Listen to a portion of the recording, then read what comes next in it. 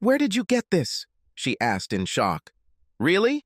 I will show you a clear photo of you passionately kissing another man on the dance floor, his hand on your chest and yours on his ass, and the first thing you ask is, 'Where did I get this photo from?' Does it matter where? Do I have this? Will my answer to your question change the fact that you cheated on me with him?" I asked my wife, with whom we have been together for 7 years. "Honey, I know it looks bad, and I admit we kissed. But it's not cheating. As you can see in the photo, we're among many others. We didn't have sex, obviously," she shot back. "So this is your main defense? No explanation as to who this person is that you're kissing so passionately and why? Are you assuming that because you're not having sex with him in that photo on the dance floor that everything is absolutely fine? I need to know, Tracy, is this your understanding of honoring our marriage vows?" "Brian, I can see you're really upset about this. It's nothing to worry about, I swear. We were just caught up in the moment and it happened. You don't have to worry about it. You're not making the situation any better by making a big deal out of it," she said with conviction. "Innocent, exaggeration. You didn't even tell me his name. Why should I feel bad about someone I don't even know?" I blurted out brightly with sarcasm. "Does it matter what his name is? If I told you, you could do something stupid like start a fight and he'd destroy you. I won't let that happen," she retorted. "I understand. Thank you for your honesty and openness. You made your choice. Now I will make mine," I replied excitedly. I turned around, ran up the steps, and began packing my suitcase for about a week. She followed me quickly. "What are you doing? What does it look like?" "You're packing your suitcase." "But why?" "Because I can't tolerate another minute of your lies and deceit. I need to go away and think before I say or do anything to you that I might regret." I breathed through my teeth. "Don't be stupid, Brian. I know you would never hit me. Well, until today, I knew that you would never cheat on me. So apparently we don't know each other as well as we thought." "Cheating? Who said I cheated on you?" Tracy shouted. "Kissing him wasn't cheating on you and you know it. I've never cheated on you." "This is it," I said sarcastically. "What is here it is. A blatant lie." "But I never lied to you, Brian. I didn't cheat on you with him or anyone else," she screamed. "Oh yeah? Then what is it?" And I handed her another photo taken the same night. "Quite a nice picture of you on your knees in front of him, isn't it? And just in case you try to get away like Bill Clinton and say that this isn't sex either, how about this? It sure looks like sex already, doesn't it?" "But where? How?" "Here it comes again. Does it matter where I got this photo from or how I got it? Will knowing this change the fact that you actually cheated on me and just lied to my face?" She dropped the photographs on the floor and began to sob, trying to hug her husband. "Don't touch me, Tracy. Communication is a two-way process. I gave you a chance to be honest with me about everything and start over, but you apparently don't consider me worthy of the truth. I could stay and try to discuss this with you for the sake of our son, if only you would be honest. But it seems like too much to expect from you." I take my phone. "If you call me even once for any reason other than an emergency with little Bobby, I will block your number. Is that clear?" She nodded her head and I walked out, seething with anger, disappointment, and pain that was hard to measure. It was Friday evening when I checked into the motel. I decided that I would take the weekend to think about my next steps. If I had decided to get a divorce, which was my instinctive impulse, Bobby would have grown up in a broken home, and I would have had to pay alimony and maintenance. Basically, I would be paying her to have sex with other men. It's a pity that she couldn't give me any explanation or apology at least. Perhaps she didn't have time to think. So I decided it was best for us to go our separate ways and think about what direction our lives would take from here. The absence of my wife and son affected me greatly, and the loneliness was unbearable. I fell asleep crying. Around noon the next day, the text messages started coming in. After graduating with an engineering degree some time ago, I took a job at a local chemical laboratory that was a packaging center for a large chemical company. After 5 years there, I was offered a position as a facility manager at their flagship R&D center 1,000 miles away. With increased responsibility came a significant increase in salary. so we happily jumped at the opportunity, moved, and settled down. We both left all our friends and family behind. Tracy took a job at a major credit card call center. The call center employed more than 200 employees, most of whom were women Tracy's age. A year after we moved, little Bobby was born. I encouraged her to become a housewife since I made good money, but she enjoyed the company of her work friends. Her work friends quickly became our friends. We were part of a loose group of 6 to 12 couples who met on average twice a month, sometimes at home, often at a restaurant or club. The girls were her colleagues, and the guys, like me, were their husbands. This doesn't mean I didn't have friends at work, but Tracy worked tirelessly to ensure that our social calendar consisted primarily of her group of colleagues. I had no objections as they were all quite nice.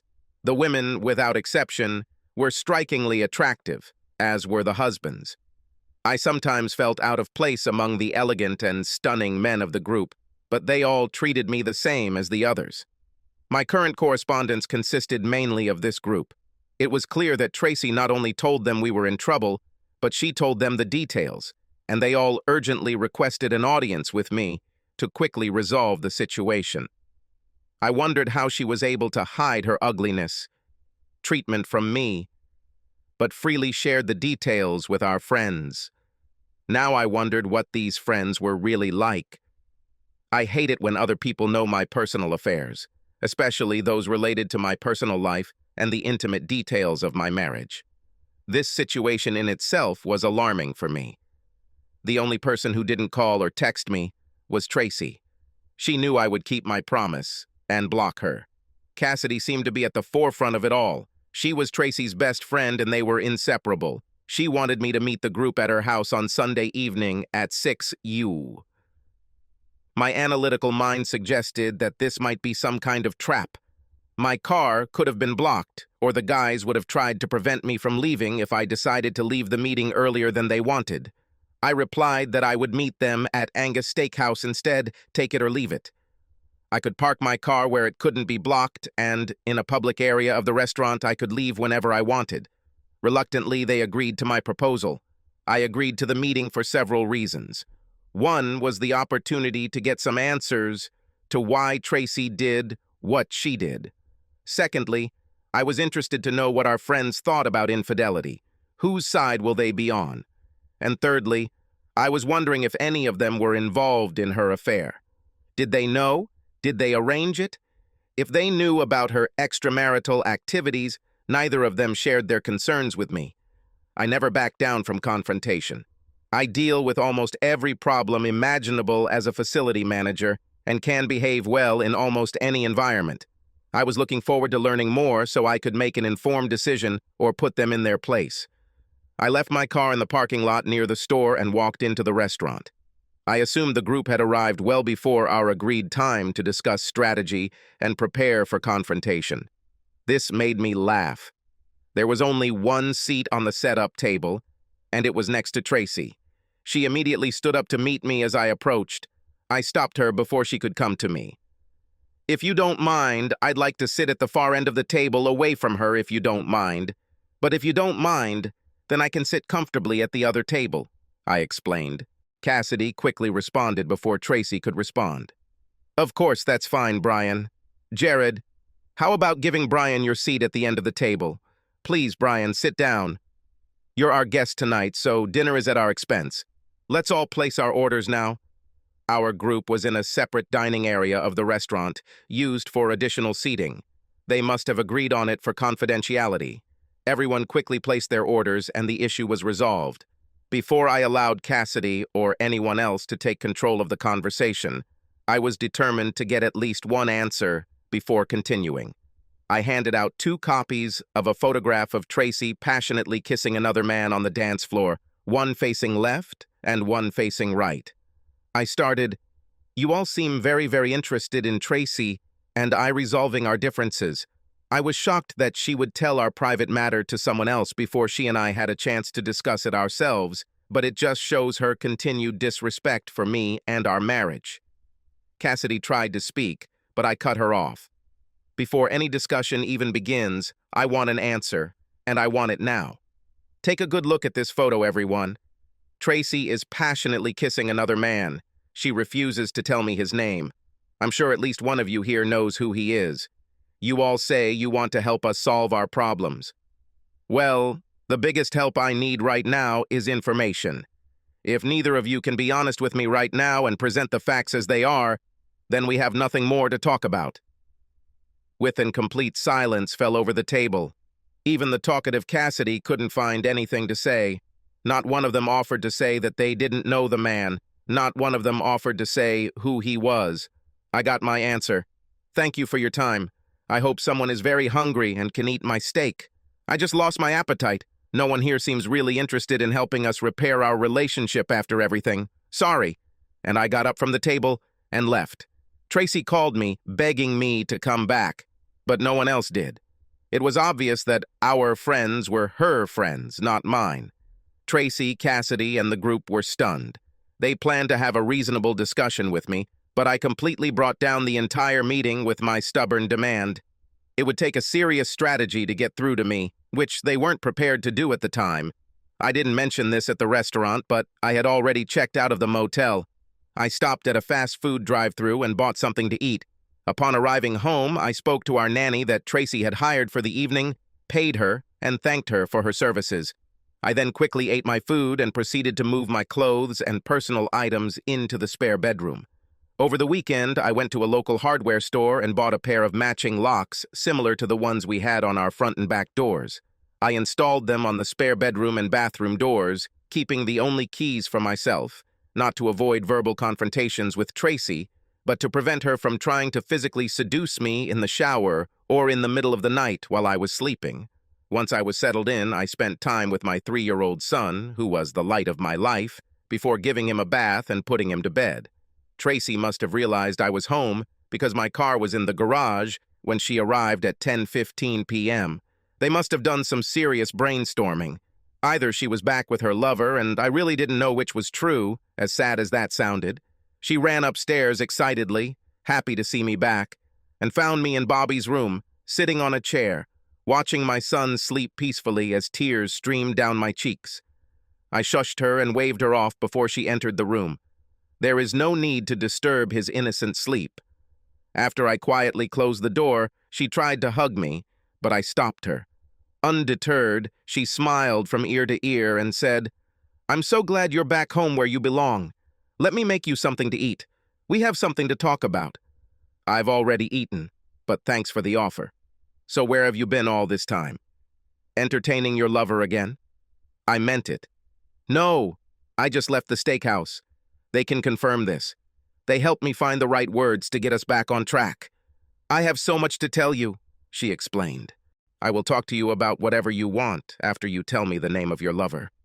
If you can't do this, we won't have anything to talk about." I can't. I just can't," she said sullenly. "I would like you to be at least half devoted to me, to your husband, as to your lover. I will stay in the spare bedroom until further notice. Please stay away from me and never touch me. Who knows what disgusting diseases you are currently suffering from, but I won't let you keep me away from my son. He needs me as much as he needs you. If you ever decide that you are ready to talk, the next word you will say will be your lover's name. But if you're willing to sacrifice our marriage to protect it, then so be it. However, I do not want you to say another word to me until you are ready to say the name of your lover. As far as I know, you are making arrangements behind my back to pick up our son tomorrow and move in with him." She left, sobbing, with her head down. A week passed, during which Tracy and I happily communicated with Bobby, but, unfortunately, not a word to each other. Finally, on Monday evening after work, I returned home to a big surprise. Things didn't look right before I walked through the door, but I guess they wanted to see me again. Nothing was said to cause any concern, but I felt like they were walking on eggshells. The first words I said were, "Where is Bobby?" I decided that adult conversation would not center around my son. "I took him to the nanny's house earlier. She got him ready for the night," Tracy explained. "I see," I said in surprise. There was pre-planning that I was not involved in. But I didn't see your cars parked on the street. We all wanted to surprise you, Brian, so we all parked a block away and walked. We couldn't risk you just driving by if you saw all our cars, Cassidy argued. Well, you all certainly took me by surprise. What's the matter? Why are you all here? Has something changed recently that I don't know about? I asked. Yes, honey, Tracy began. Can we all go to the living room and explain ourselves? Now I'm ready to answer your question. Certainly, but first I need to go to the toilet for a minute. I have just returned home. I'll be there now. Why don't you all move on? I went into the bathroom in the hallway, relieved myself, flushed the water, and washed my hands. I started recording on my cell phone and carefully placed it in my shirt pocket so the camera was barely visible in case something interesting happened, and joined the crowd in my living room. I was surprised to see 2 more people in the living room who had not been in the kitchen before. I immediately recognized the guy Tracy had been cheating with, sitting next to a woman a little younger than him. Tracy began, Brian, you've already met everyone here except for Elliot Franklin and his wife Gail. They're longtime members of our group of friends, but you've never met them before. I know this might be a bit of a shock to you, but you insisted on to find out who he is, so we all decided that this might be the best way for you to find out his name. If you try to attack him, all the guys here have agreed to come between you. We don't want anyone getting hurt here tonight. So you're finally giving me a name to face, huh? A little late to worry about getting hurt, isn't it? I said sarcastically. Ah, I get it. None of you were for a moment concerned about me getting hurt, were you? Your only concern was making sure this wonder guy here remained unharmed, was it? Don't worry. I have no plans to touch the bastard. I don't want to catch any diseases he may have already given Tracy when he slept with her. There was a groan of disappointment from everyone present in the hall. Cassidy chimed in. Brian, we understand your frustration, however. There is no need to use harsh or salty language. Can we speak calmly and professionally as friends while this matter is resolved? We are trying to give you what you asked for. You wanted his name. And now you have it. We expected that you might want to talk to him, which, as you can see, we have already arranged for you. However, Elliot does not need me to speak for him or on his behalf. He can't quite speak for himself. Our role tonight is only to make introductions. After his introduction, Elliot stood up and extended his hand. I'm afraid we started off on the wrong foot. I hope that by the end of this meeting we can be friends, or at least treat each other with respect. I promise to treat you with respect and courtesy at all times, and hope you'll do the same, Brian. Can I call you Brian? He asked, extending his hand to me. I made no move to respond to his gesture, keeping my hands to myself. First of all, since we have just met for the first time, Mr. Franklin, I prefer you to call me Mr. Wilson. I can't imagine us being friends, which would justify such intimacy. Secondly, you just promised to treat me with respect and courtesy after already showing me utter disrespect. Yet I must meekly ignore your utter insolence and reciprocate your feelings? Fair enough, Mr. Wilson. My proposal related solely to our present discussion. I was not referring to past misdeeds or incidents. If you allow me, I would like to talk to you about what happened between me and your wife. Please do not say her name in front of me, and do not call her my wife. This status may be short-lived, and I am not happy about it. I am weighing the pros and cons of divorce, as you probably already know. Then how should I refer to it, Mr. Wilson? You can call her the woman I married, a point I accept for now. Okay, Mr. Wilson. I would like to discuss what happened between the woman you married and me. I hope I can present the circumstances in a light that you will ultimately find acceptable. All ears, Mr. Franklin. Please enlighten me, I urged. And the man took a deep breath and began to make his point. Look around this room, Mr. Wilson. What do you see? I'll tell you what you see. You see a room full of extremely attractive women and men, including the woman you married and yourself. Do you think this is a coincidence? Don't you find it surprising that your best friend, with whom you have enjoyed so many times, is significantly more attractive than the average man or woman you date? This group inevitably flocked together like birds of the same pen. As the friendship grew, so did the intimacy and expressions of friendship. Every person in this room is in a happy, stable, and committed relationship. This is our first and foremost goal. Once each of us is confident in our relationship with our significant others, we realize that no force on earth can separate us from each other. And each of us here believes the same about you and the woman you married. As I looked around the room, I noticed that all the women were dressed provocatively, not vulgarly, but each woman was dressed in a way that emphasized her assets as much as possible. They were all smiling, as if they were secretly flirting, trying to attract me. He continued, "I may also suggest that my wife Gail is here. She is as beautiful to me as any other woman in this room, and we plan to spend the rest of our lives together. No man in this room, including you, will ever be able to take her away from me. And this knowledge gives me the confidence to share it with others for our benefit and the benefit of others in our group. In return, she is comfortable sharing me with these other beautiful ladies. We are both learning and growing beyond what would be possible by remaining monogamous. It is an outdated and archaic term that no longer binds people together nearly as well as true love, which consists of trust, intimacy, understanding, sharing, and opening up the horizons to great and wonderful things for our marriages. How nice for you and your wife, Mr. Franklin, and the rest of this group, for you all to have sex with each other freely, but this has absolutely nothing to do with me and the woman I married." "Sorry, Mr. Wilson, but didn't you just admit that you have less trust, understanding, and confidence in your relationship with the woman you married than every other couple in this room?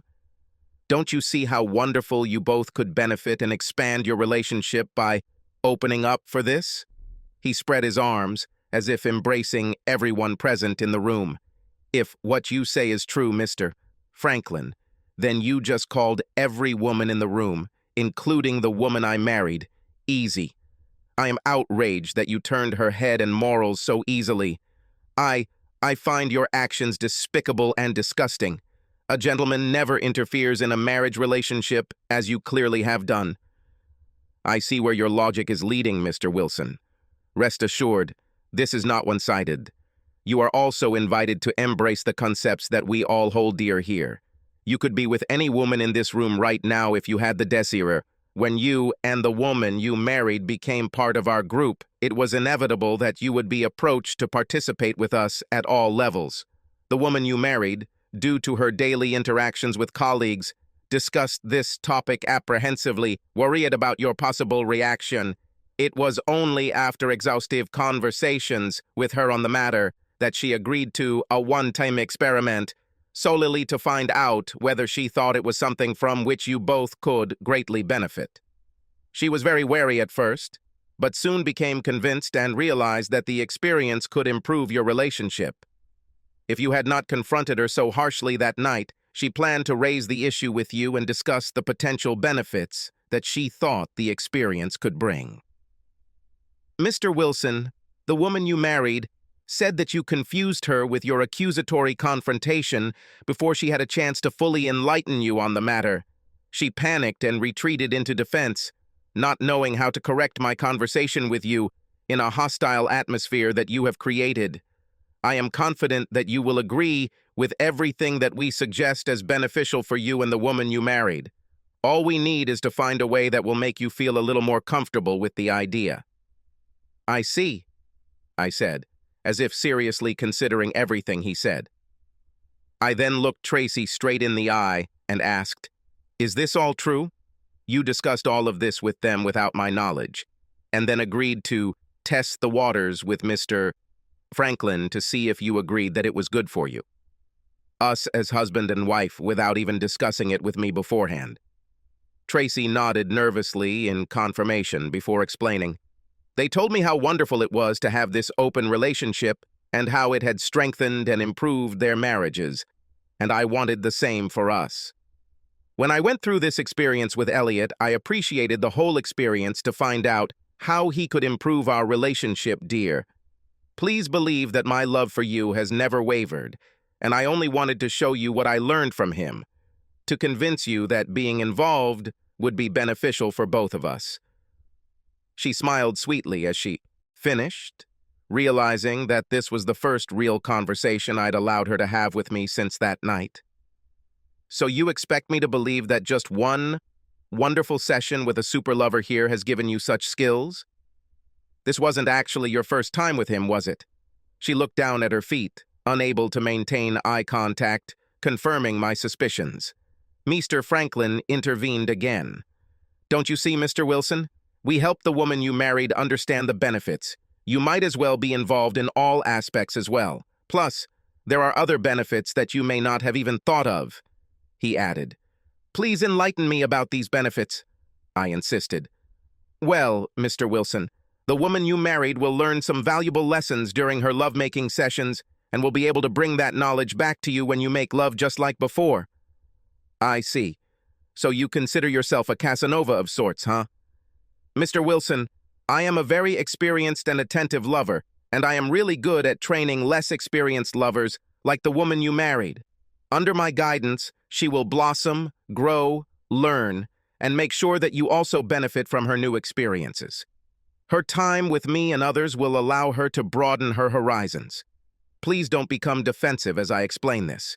We all go through periods in our lives when we become complacent and stuck in a rut. Love relationships can lose some of their luster. With no intention of insulting you, the woman you married mentioned that she would like to try new things.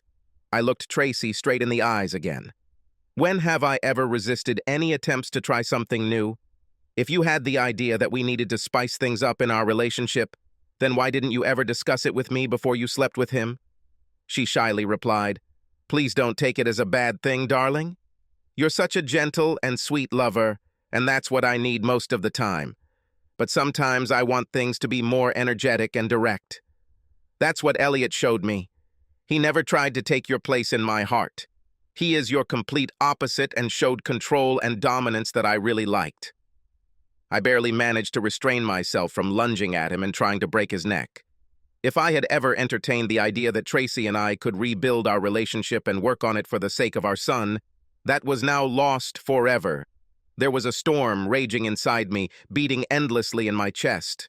On the outside, I showed calm and peace, came to the immutable conclusion of divorce.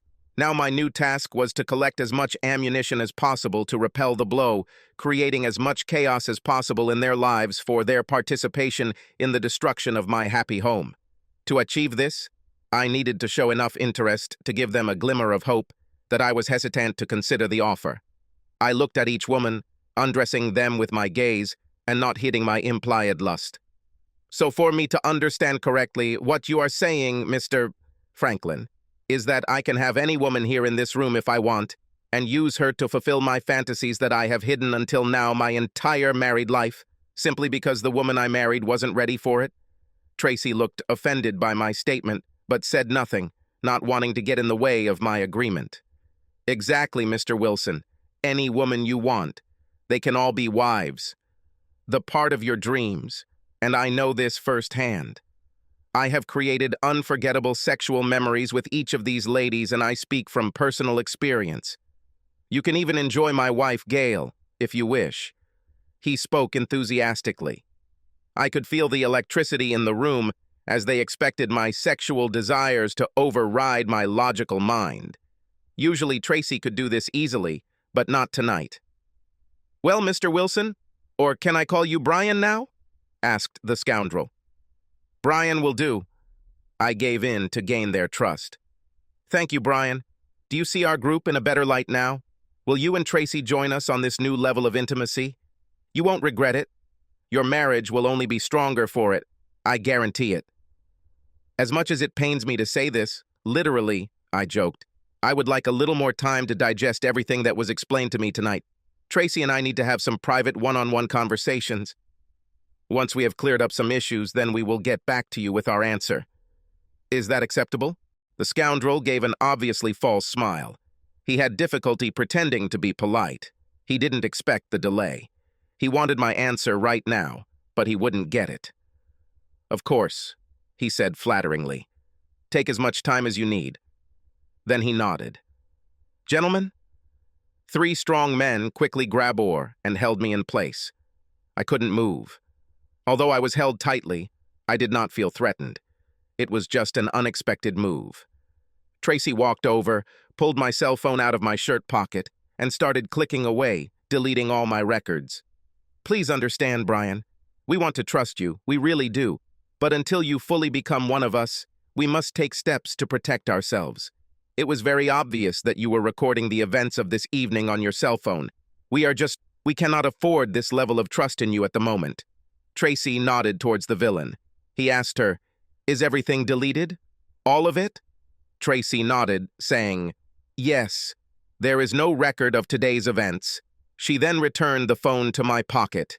It then became very clear that she was already a full member of their group, since he trusted her to carry out this task against my wishes. I showed the look of defeat that the scoundrel was looking for. Mr. Franklin continued, "You see, Brian, don't be so disheartened. I want to believe that you decided to keep the recording mainly to better choose who you will be with when you fully join our group at the highest level. But please understand that we just can't take the chance. There's too much on the line. But I'm sure you've seen enough tonight to make this decision off the record. Every girl here can leave a lasting impression on your body if you give her a chance. We'll know as soon as you can, okay?" He patted me on the back, and the group quietly left the house without much fanfare. Some of the ladies flirted and sent me seductive glances as they walked away, forming a phone symbol with their hand to their ear and quietly whispering, "Call me." After the last one left, I grabbed my keys and headed towards the garage. "Where are you going?" Tracy asked in bewilderment. "Take Bobby, if that's okay," I replied sharply. "I was hoping that we could, get physically close again tonight. Besides, she's expecting him to spend the night. There's no reason to go after them right now, right?"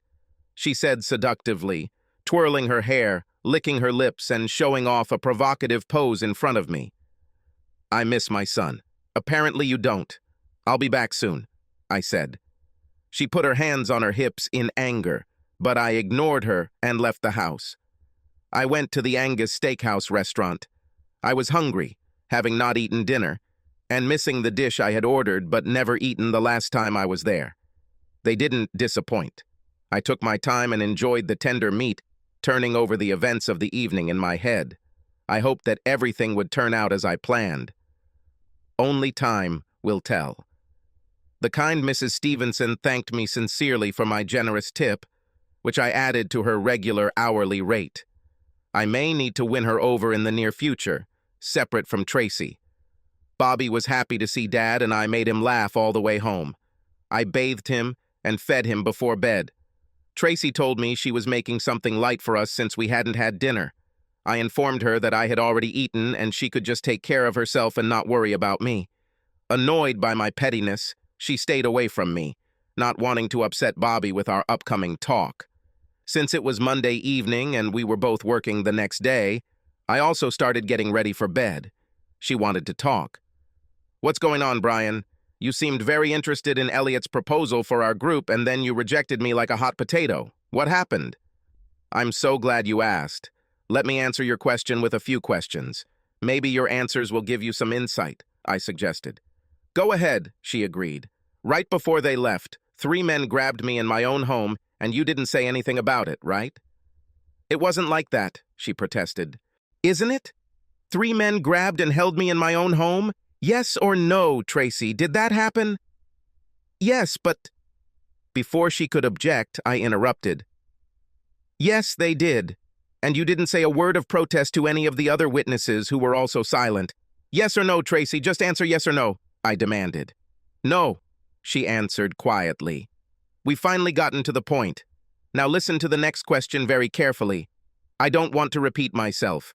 You admit that you did not express any objection to me being held in my own home. You also admit that you took my cell phone and deleted the records from him, not at my request, but at the request of someone else. Is this true, Tracy? Yes or no? Is it true?" Tracy looked down at her feet. "Yes, that's true. I didn't think of it that way. You're making it sound like a betrayal on my part." "That is betrayal, Tracy. Now back to your first 2 questions. Why did I reject you like a hot potato? What happened?" Your own answers should reveal to you the truth about why I do this.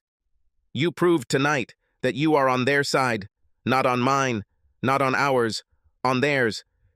If you have no objections, I'm going to sleep alone today. Again. Tracy began to sob as I left, leaving her in the hallway to reflect on her behavior. Of course, I locked my door. Somewhere around 4 a.m., I heard someone trying the doorknob. 3 or 4 unsuccessful attempts were enough to derail her attempt. On Tuesday morning, I spoke with the vice president of facility management where I worked. Dan, can you recommend me a divorce lawyer? I mean, a good one who will fight as hard for a man as he does for a woman? Please tell me you're not asking for yourself, Brian, Dan pleaded. Unfortunately, it is so.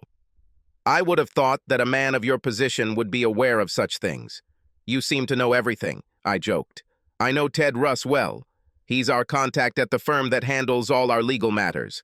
I'm sure he can provide the name of someone good. Let me give him a quick call and I'll get back to you. Thanks, Dan. And no need to talk, Brian. This will remain between us. I respect other people's privacy. You have no idea how nice it is to hear that. Thanks, Dan. I made an appointment with B. Thorenson at Ted's recommendation for 2:30 p.m. that same day.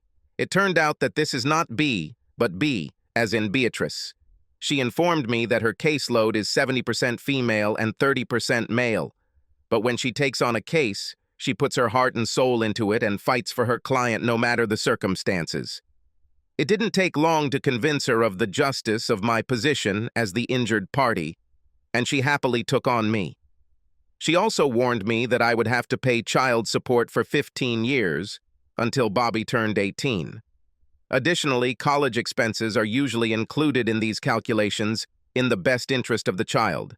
I explained that I had nothing against providing for my son, but I was hoping for at least 50-50 co-parenting on either a weekly or bi-weekly schedule. She could not make promises, but she promised to fight hard for these conditions. Regarding child support, she explained that I would most likely be obligated to pay it for 3 to 5 years, depending on which judge we get. Based on income differences, the usual outcome in our state was to provide 1 year of alimony for every 2 years of marriage, up to 20 years of marriage. This was then limited to 10 years. Although I would have to live with it, I was irritated by the thought of paying her to have sex with other men.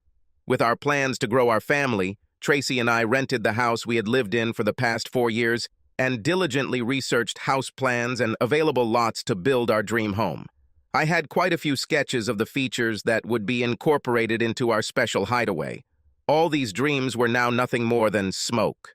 At least there was no house to sell, divide, or dispute. Bobby was not committed to any particular residence at his tender age, so if Tracy continued to rent the house, it would not matter to me. The number of her betrayals did not matter. We will inevitably get divorced. B explained that the average time to finalize a divorce in our state is 8 months for an uncontested divorce and a year for a contested divorce. I was hoping to be one of the statistical 8 months. Being tied to a cheating slut held little appeal for me now that my decision to divorce Tracy was final. B also explained that there is no financial benefit to filing for divorce on the grounds of infidelity, but she said it could come in handy if custody issues become contentious. She said divorce papers could be ready to be served as early as Thursday afternoon. I asked her that Tracy be served with the papers at 10 a.m. Friday at work, where many of her friends and co-workers could witness the event. After discussing the divorce issues and agreeing on her fee, I approached her with another legal issue that needed to be resolved immediately after the divorce. Tracy usually arrived home half an hour before me, so it was no surprise that she was in the kitchen preparing dinner. Unlike my usual habits, I avoided the kitchen and went straight upstairs to take a shower. Since I now use the bathroom down the hall, there are fewer opportunities for her to lure me into an intimate trap. I took a change of clothes with me to the bathroom. It was time to start practicing living separately under one roof. When I came out of the bathroom, fully dressed, she was waiting for me in the hallway. "Dinner will be ready in a few minutes. Bobby is already in his high chair in the kitchen. You smell so good," she said with a smile. "I'll be right down. Thanks," I replied, ignoring her remark and opening the spare bedroom door. The tension was palpable, but she didn't say anything harsh. During dinner, she began, "I would like to explain what happened with the mobile phone yesterday." "Come on, I'm listening," I said calmly. "While you were downstairs selecting potential partners and the three of us were upstairs alone, Elliot informed me that he knew that you were recording the events of that evening and that it would not be fair to allow everyone to be exposed to the professional risks that you could expose the group because of the video. After you confronted me with the pictures of him and me together, it bothered him greatly. The right decision was to eliminate the threat. The way you moved your chest, trying to aim the camera, was obvious. He said that they couldn't leave that night until the threat was neutralized. Not knowing if the password was set on the phone, they were willing to take it with them and return it later, after it was cleared. Elliot suggested that I could prevent this if she deleted the entries before your eyes." "I see. And why in the world did they think you would agree to do such a thing to your husband?" "Because I gave them my word, Brian." "I don't understand." "What do you not understand?" "Didn't you give me your word to remain faithful to me on our wedding day?" There was a significant pause after my remark. I was glad about this. "Honey, I don't want you to think that I'm on their side. I'm not at all." "Isn't it? What if the circumstances had been the other way around? If those three men had snatched you from our home, do you think I would have just stood by and allowed it?" "What other choice would you have, Brian? 3 of them would have taken you easily, stupid." "It's true, but knowing that wouldn't stop me. Hell, it wouldn't even slow me down. I might get beat up, but not before I did a lot of damage myself. I'd fight for you, because I would be on your side, not theirs. We were a team once, you and me. Last night, you didn't act like my wife. You acted like one of them." "I'm sorry you can't see it through my eyes, Brian.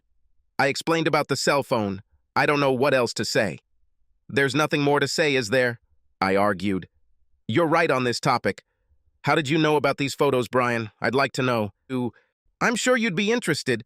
Wouldn't it be interesting if one of your friends wasn't as committed to your cause as the others in your group? What if one of your colleagues turned you into me and delivered these photos to my office? How would you feel about that?" "Who? Please tell me. Who? Male or female?" she asked urgently. I can't tell, Tracy." "Why?" "I gave my word," I said with a big smile. She realized that her questions would get her nowhere, so she decided to discuss another topic with me. "We were invited to join them. This is a wonderful opportunity, don't you see? We can grow closer to each other and learn to please each other in ways we never dreamed of before. This will strengthen our marriage." "How is this working so far?" "Our marriage is hanging by a thread. I already feel closer to you," I said sarcastically. "Don't be like that. You didn't even try. You don't know what it's like." "Tracy, our sex life has been so boring, mundane, and unimaginative that you're afraid we can't survive as a couple without inviting other people into our bedroom." "I didn't say that. It doesn't mean we can't survive without it. But don't you want to do more than just survive? Shouldn't we take opportunities to strengthen our marriage when they arise? What would be the harm?" "The harm, as I see it, is that it destroys the trust we once had. That's what you've already done with your experiments. Instead of strengthening our marriage, it's tearing it apart. Perhaps no one else around you considers loyalty a worthy quality, but I do. Obviously, your friends don't think much of it. They proved it last night. I don't trust you anymore, Tracy. Ever since I saw those 3 photos, I've been wondering who you're with. You can have fun today. You've proven that you're quite capable of doing whatever you want behind my back. If it's so important to you and you believe in it so much, why didn't you come to me first and talk about it before you jumped into bed with another man?" "Because I knew how you would react. I thought that if I could participate and understand the benefits of it, I could bring home everything I learned and we would both benefit from it. Once you saw the improvement in me and my attitude to sex, I hoped that you would recognize the value of it and agree with enthusiasm. So, essentially, you and this smug asshole consider yourselves to come from a position of higher enlightenment and understanding, believing that lower beings like me must be gradually trained to slowly grasp the truths of life that you two somehow instinctively see. How elitist of you to generously allow your superior knowledge to flow down to this lowly peasant. I had no idea how happy I was. Sarcasm was now dripping from my every word, and she felt it. For several days, I searched for information about Elliot and Gail Franklin, hoping to find their connection to the group. I only found one Elliot Franklin in public records, a homeless man who was arrested for soliciting people for money downtown as a panhandler. The photo and age didn't even come close to matching the man who slept with Tracy. I decided to find out more about them.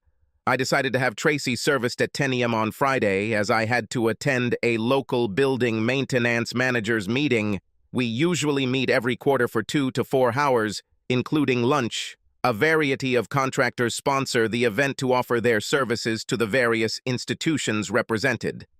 That way, if, not when, Tracy calls, my secretary will acknowledge my extended absence, and I will intentionally leave my cell phone on silent. The only call I will answer will be one that requires my attention at work. I didn't avoid Tracy completely. I just wanted to give her time to get over the initial shock before talking to her. When I eventually returned to work, I called her back from the many messages she had left for me. I heard her quickly move away from the others and start talking to me. Finally! Are you serious? Suing me in front of my friends? Do you understand how humiliating that was for me? Are you really going to divorce me over this? I told you it was nothing, Brian. When will you understand that? Why aren't you answering the phone? Why are you refusing to talk to me about this?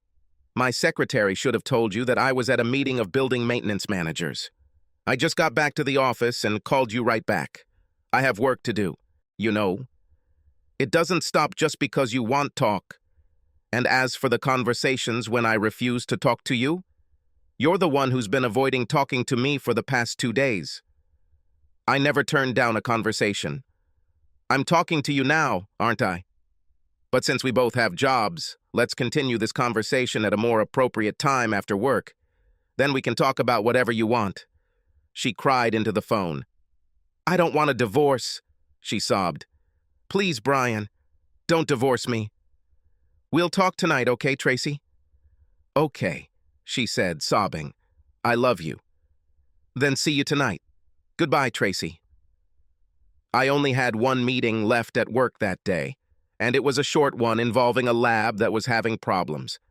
I called our building automation contractor to solve the problem. Surrounding yourself with quality people makes your job a lot easier. I left an hour early, as Friday nights are usually less problematic. Most people don't want to solve problems on a Friday afternoon. However, I realized that I would have to face this problem, and the best way is to meet her face to face. Realizing that she might not be in the mood to cook that night, I bought dinner at Chick-fil-A and texted her about it. She arrived shortly after me. I took Bobby's bag and carried him out of the car and into the house. She rushed towards me, hugging me as I held our boy in my arms, knowing that I wouldn't push her away abruptly and upset Bobby. I sat him in his high chair and helped feed him. Toddlers can definitely be messy eaters. He is at the stage where he loves to throw food, so there is very little left on his tray in front of him to throw. She thanked me for the takeout. We both spoke kindly to Bobby and were happy, although she sometimes shed tears while doing it. I spent most of the evening with him, never moving far from his side until he was put to bed again. He was my support, my goal, my reason to endure difficult circumstances. I knew what was coming, and I was as prepared as I could for it.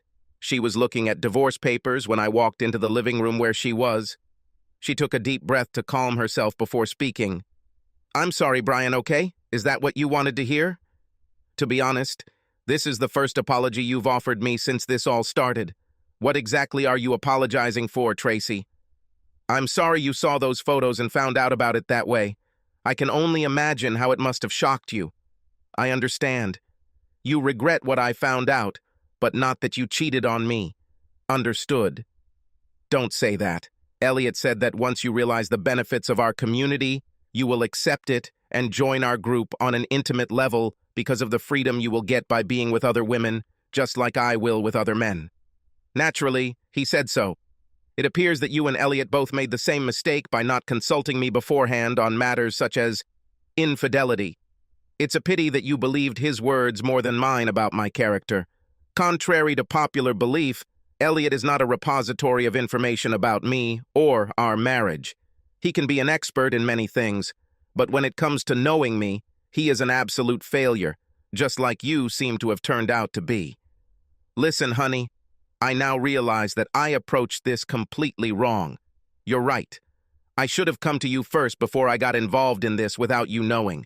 After you saw my reaction that night, Elliot told me that in retrospect, if I had approached you first, the outcome would have been much better. He is still confident that you will agree in the end, but now I am not so sure anymore. Please call off this stupid divorce and let's start over. Get back on track. Tracy, this train has derailed and caused irreparable damage. There is no way to get it back on the tracks.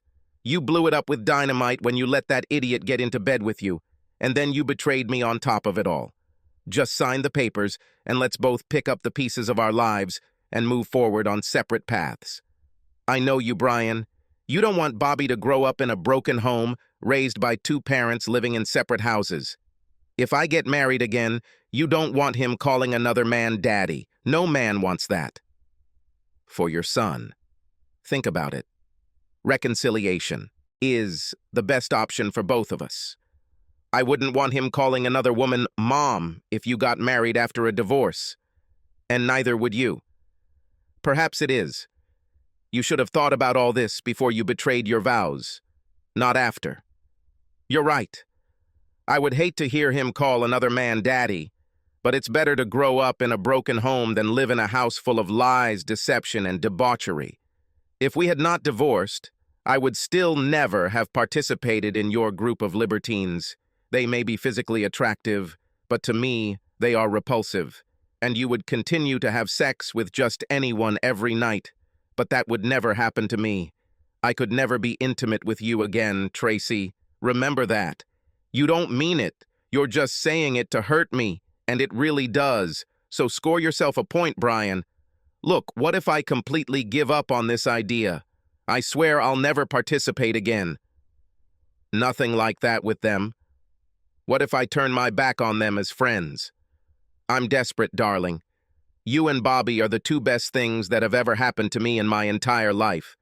I'm sorry that you think that I turn my back on us, but it's not like that. I value you both above everything else. I can hear the words coming out of your mouth, Tracy, but I just don't believe you. You've already proven that you can lie.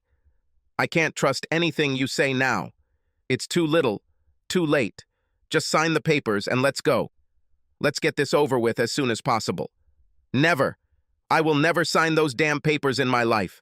I don't want a divorce, and I will fight you every step of the way, no matter how long it takes. I may have lost you for now, Brian, but I intend to get you back. I'm not giving up on us. I have more faith in us than you do.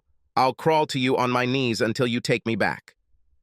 It's a pity that you didn't have faith in us enough to stay true to your wedding vows. You've heard the old saying, once a cheater, always a cheater. And through this prism, I will always look at you. I pricked. She began to cry again, perhaps realizing that she had an impossible task ahead of her. Now what? She asked. I hope you don't expect me to leave. I'm not going anywhere. I'm staying here with Bobby. Besides, neither of us have anywhere to go, she said. You're right about that. With you out of the picture for me, Bobby has become my whole world. I don't want to spend any more time away from him than necessary. So I've decided to continue living here while the divorce is going on. She jumped for joy, clapping her hands. I continued, Don't worry. I'll stay away from you. I'll no longer expect you to wash my clothes, cook my lunches, or clean up after me. You take care of your needs, I take care of mine, and we both will. Take care of Bobby. All I ask is that you avoid touching me. To me, you are a walking disease from head to toe, disgusting to look at, disgusting to think, and impossible to continue the marriage. We both will coexist under the same roof, but it will always only coexist until divorce occurs, which will never lead to reconciliation. Her joy soon turned to despondency as she realized what I had just said. I heard what you said, Brian, but divorce is a long way off, and we both know that a lot can happen over a long period of time. I'm going to get you back, honey. I swear I will. As long as you continue to meet and talk with your so-called friends, I don't have a chance in hell. I will never be around them again. As you so clearly pointed out, I don't own you or have control over your behavior. But if you ever bring one of yours here to this house, I swear on my life that you and he will seriously regret it. Understand? Of course, honey. I already told you that I would turn my back on them if that's what it takes to get you back. Do you want me to quit and become a full-time housewife? No. It's too late now. Besides, if you did, it would only increase my alimony payments in the divorce. Tahir didn't like my remark, but kept a cheerful smile for my sake. I decided that our days of confrontation were behind us. There was nothing she could say now that would make me lose my temper and rebuke her again. Both of us have suffered enough from insults and innuendos. I could be a professional both at work and at home. I decided to treat this as a temporary business arrangement. Nothing was allowed to interfere with my time with my son. For a couple of weeks, we had short, polite conversations, talking only about what was necessary. We surprisingly agreed with some of my lawyer's suggestions. In the interim, I will pay all the rent if Tracy pays all the utilities. I canceled all utilities that were in our joint names and re-signed them in her name only. Both of our cars were already paid off, so we each paid our own gas and insurance. Each of us took care of our food, so there was no need to share food. Separating from her financially was not as difficult as I expected. Since I was still paying the bulk of our expenses, she was amenable. I transferred half of our savings to a new account in my name only, and left the remaining amount in the account in her name only.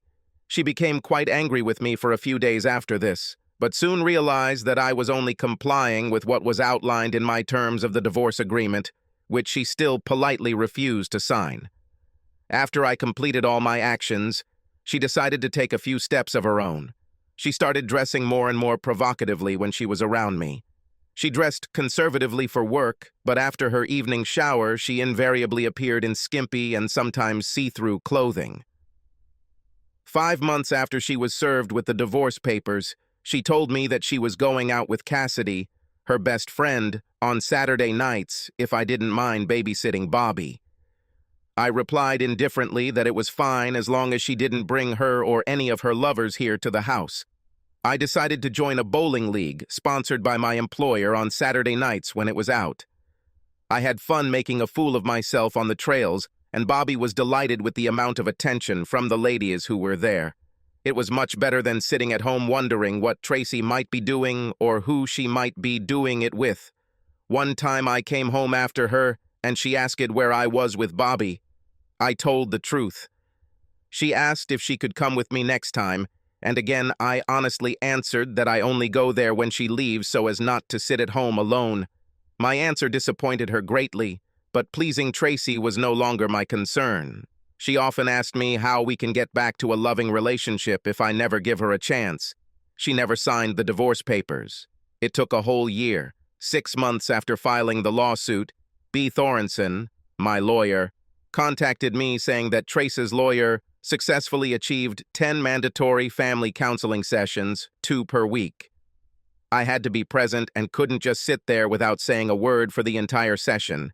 I had to answer every question the consultant asked me. I asked her if I could answer each question with the same simple short sentence. B said she didn't care what I said as long as I said something that related to our marriage.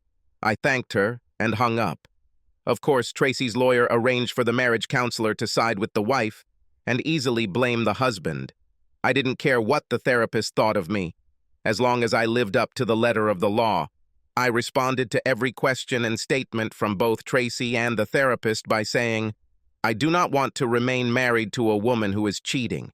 It didn't take long before they both became irritated and angry with me, but while my repeated remark may have been brief, it also applied to our marriage.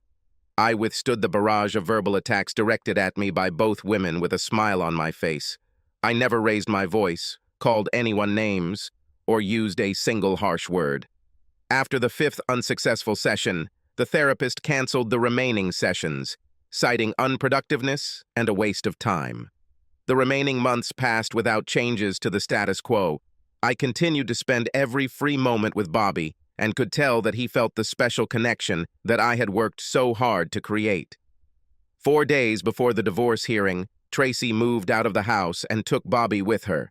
I was also served with a restraining order against both of them until their court date. After that, B contacted me with 2 pieces of news. I tried to warn you, Brian. She now claims that you abused her on 3 separate occasions. She did not report this at the time of the incidents because she hoped for a reconciliation, considering it the price she was willing to pay to keep her child in a 2-parent household. Medical records submitted by her lawyer show several bruises and other evidence.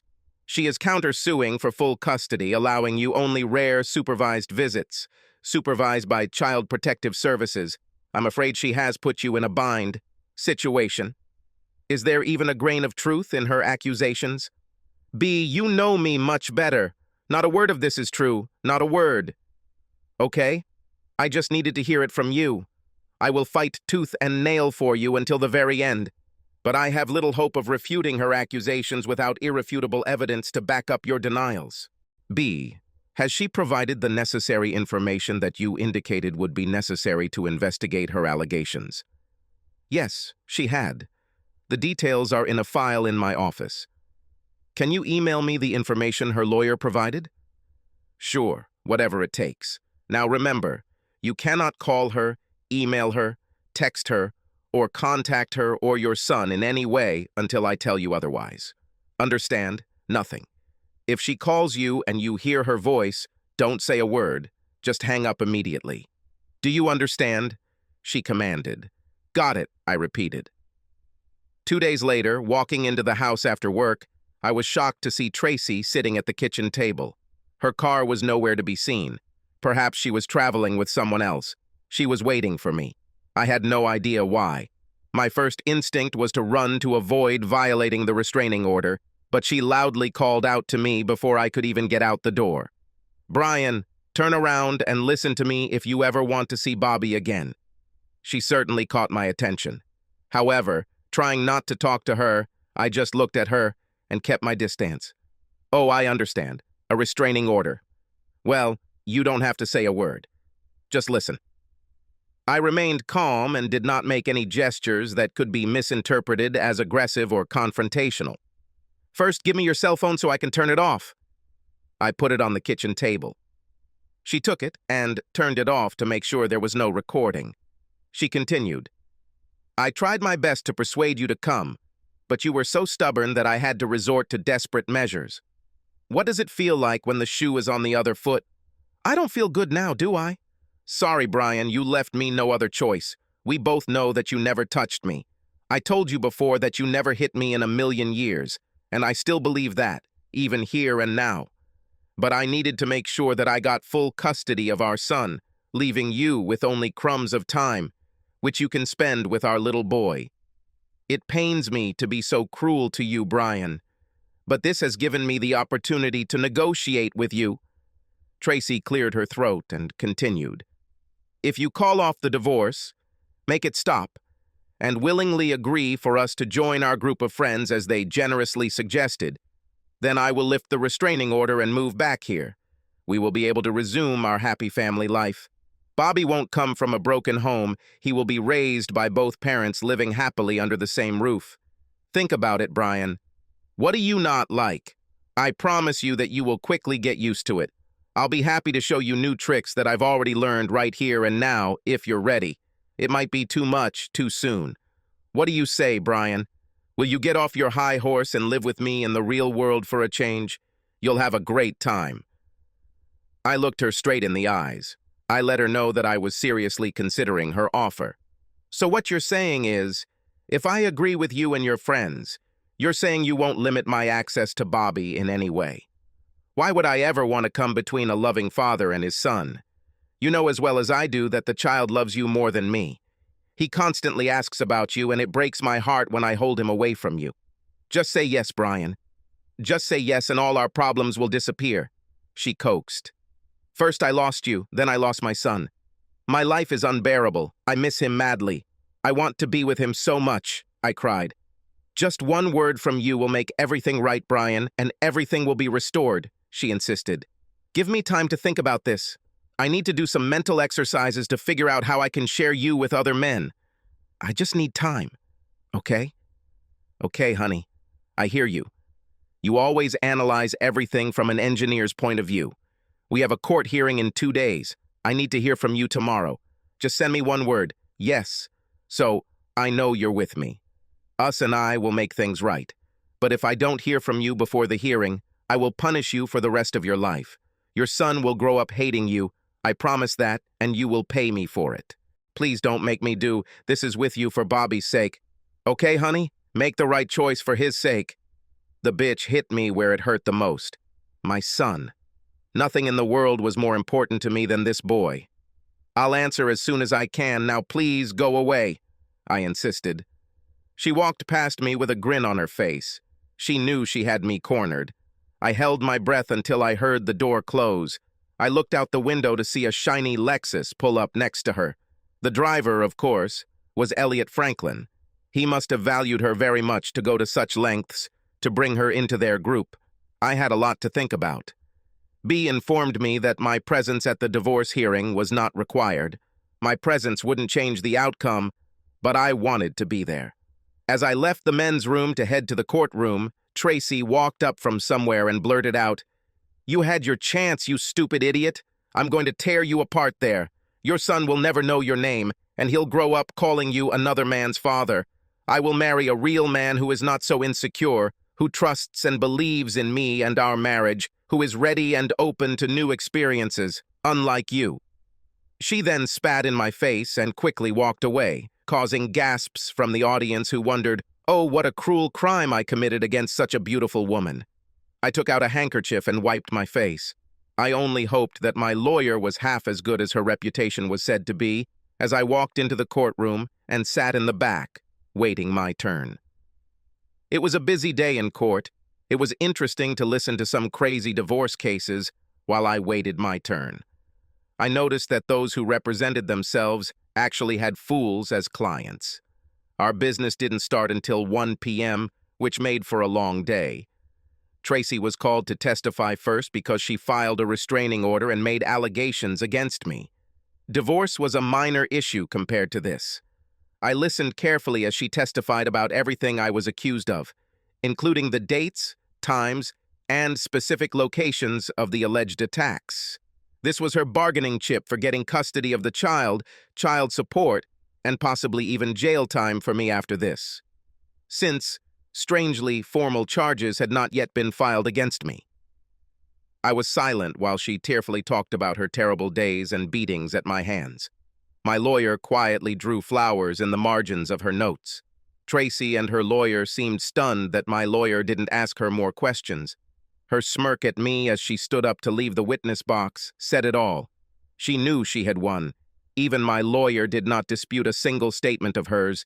She was ready to fulfill her promise to me to turn my son against me. I shuddered at the thought. Your Honor, I would like to call Mr. James McMahon to the stand, B asked. The judge nodded in approval, and a nondescript man of average height took a seat in front.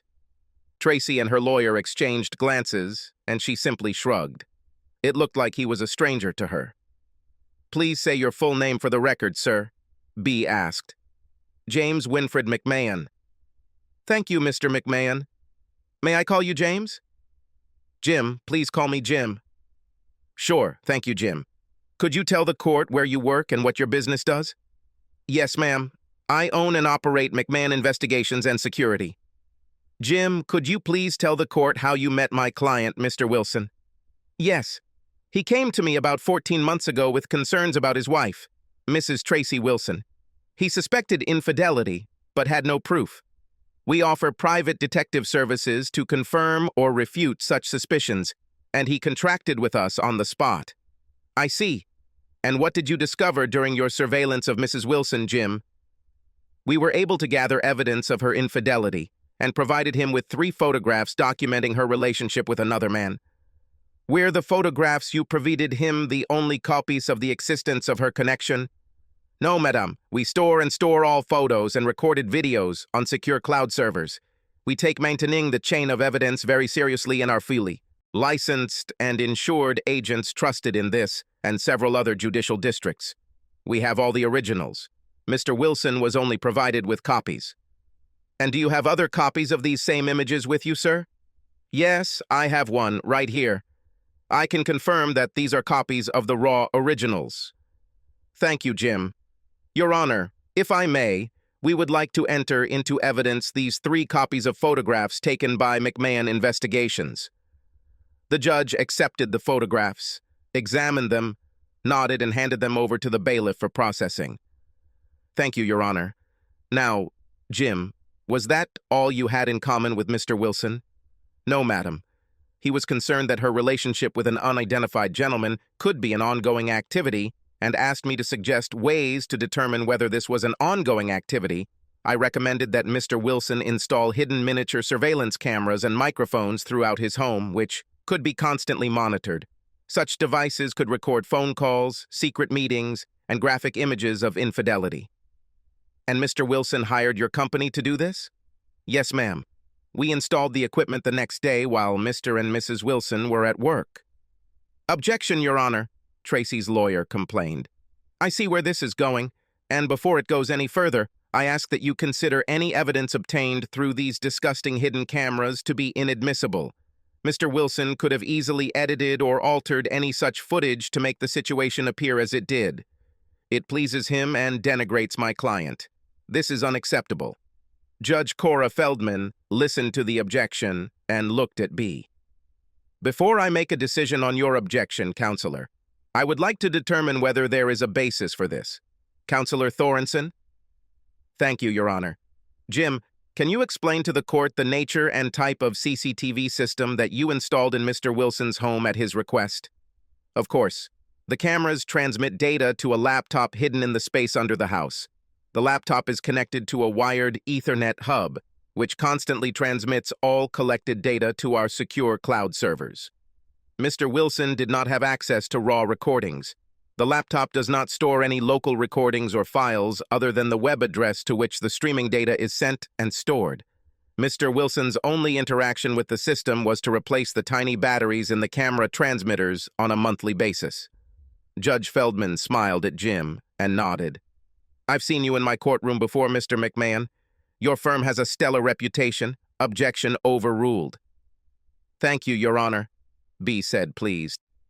Jim, you heard Mrs. Wilson's statement accusing my client of assault. She handed him a piece of paper. These are the dates and times of the alleged attacks as described by Mrs. Wilson. In your opinion, Jim, is there any basis to her charges?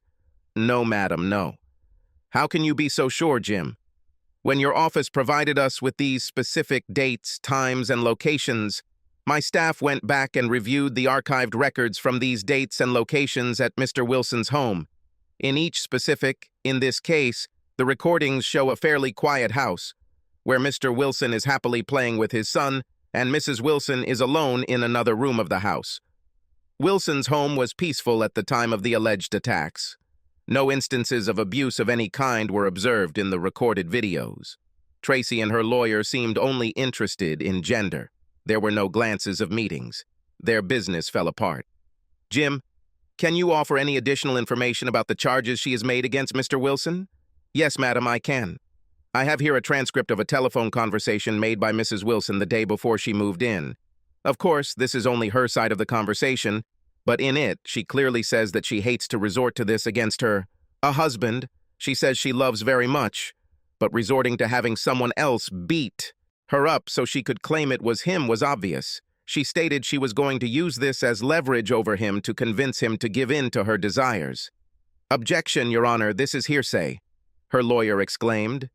I can provide the original recordings of her making all these statements in her own voice if necessary, but this transcript is an accurate reflection of the words she spoke on the phone to someone other than her husband, Jim protested indignantly.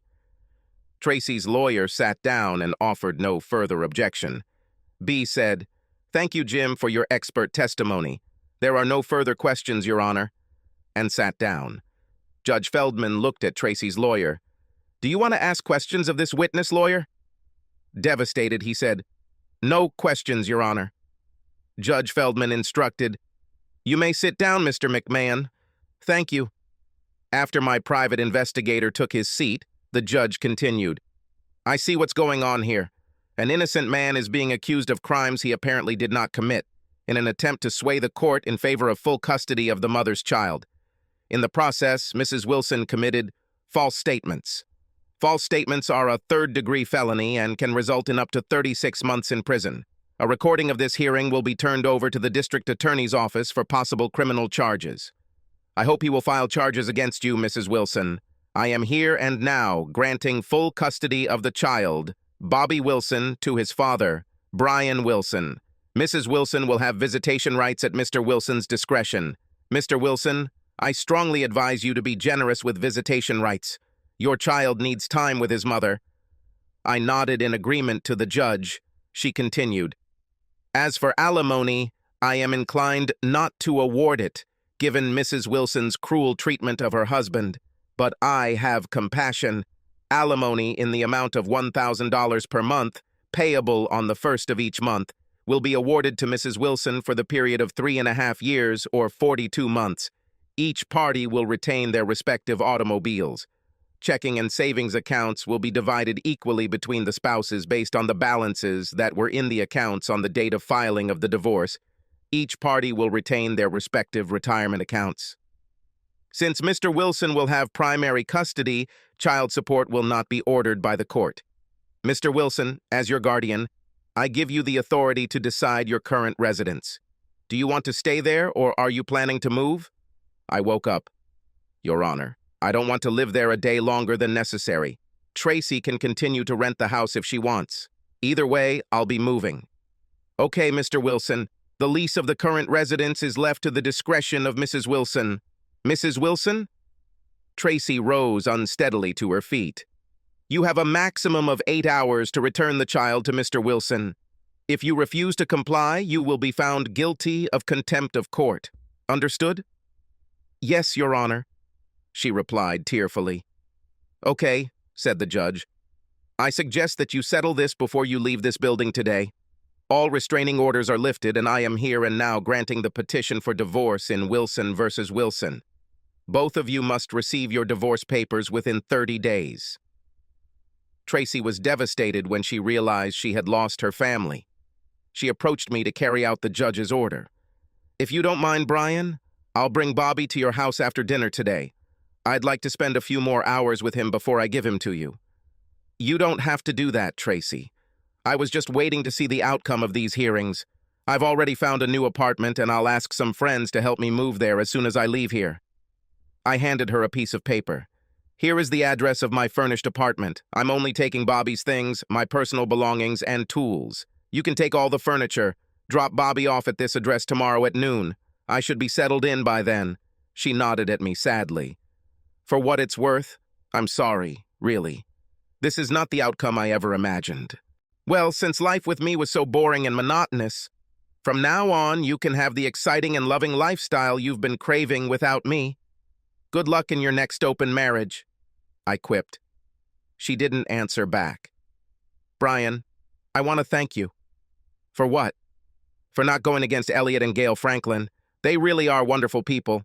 It's a shame you'll never get to know them like I do." She expressed her gratitude. "You're welcome. I don't care about Elliot or Gail. As far as I know, they don't even exist for me. No, not Elliot, not Gail. But you know who really interests me? The company where you work. I found out from the department HR that your company has a very strict laissez-faire policy because there are a lot of women working there and they want to protect them from predators. Tomorrow, I will file a lawsuit against your company claiming that gross violations of their policies have caused the destruction of my marriage and almost cost me my son. Ronald Hensley will be named as the main culprit. It seems he slept with over a dozen women working there, violating company policy. You may have heard of him. He's your manager."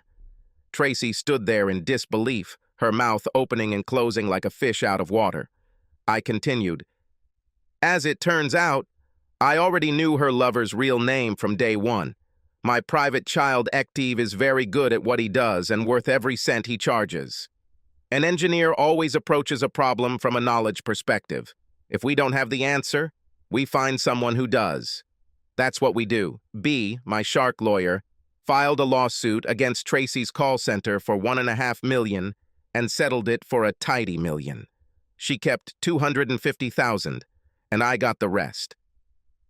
On the day I received the settlement check, I wrote Tracy a check for $42,000 in one payment. My child support obligations were paid in full by her own company with a large margin. Now I could build my dream home. Rumors spread quickly in the workplace. Quite a few single women where I work look at me as potential prey. But having just gotten out of this crazy marriage, I think I'll focus on Bobby for a while before diving back into social dating. Free at last.